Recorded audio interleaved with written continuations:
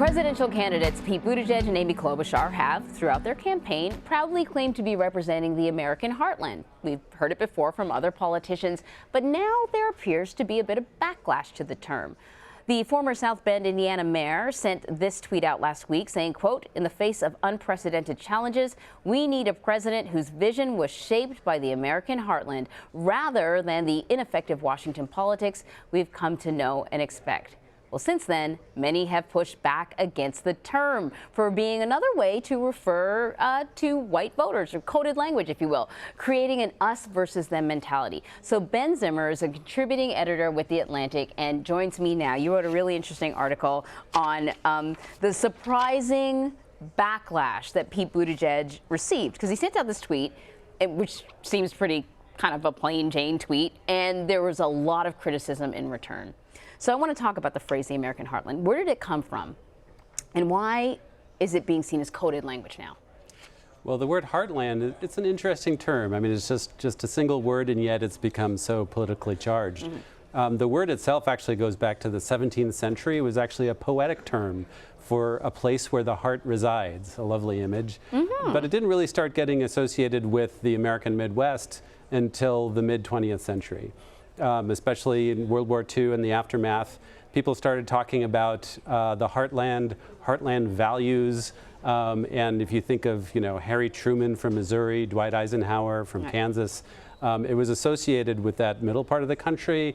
And it was, in a sense, valorized. It was held up as like, this is true blue America with its American values. And that has been part of political rhetoric since then.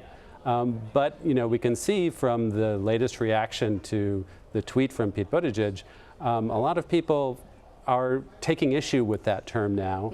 It strikes a sour note with people, especially people of color, who have been saying, what is this word? What does it represent? Who gets to be part of the heartland? Okay, I want to talk a little bit about the backlash, but I want to just sort of explore what politicians think they are saying or are attempting to say when they use the phrase representing the American heartland, because they don't say the Midwest, they say the heartland.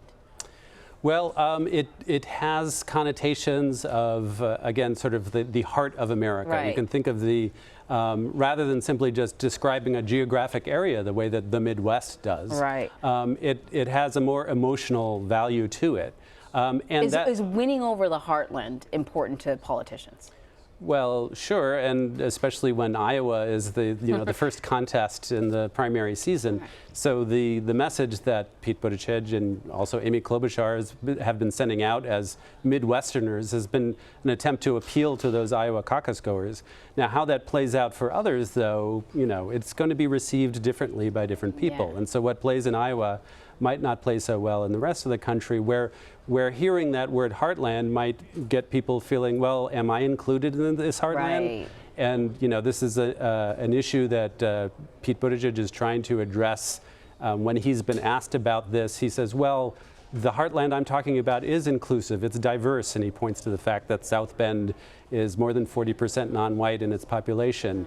And so he's trying to push back against a more homogeneous image of the heartland. So those who say this is coded language are saying that, what are they saying that heartland means now to them?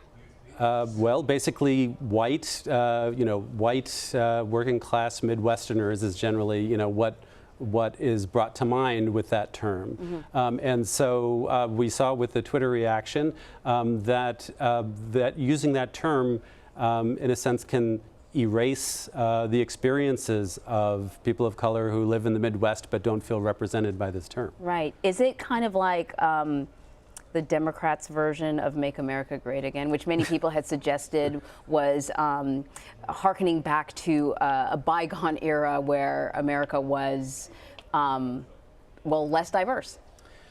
I think that it's of a piece with other political rhetoric that we've seen, which does try to imagine a bygone era that perhaps never existed. But we see this kind of populist message playing out from both Democrats and Republicans who are really trying to appeal to those Midwestern voters. Yeah, I think it's a very interesting conversation, and I encourage people to check out your piece in The Atlantic. Ben Zimmer, thank you very much. Thank you.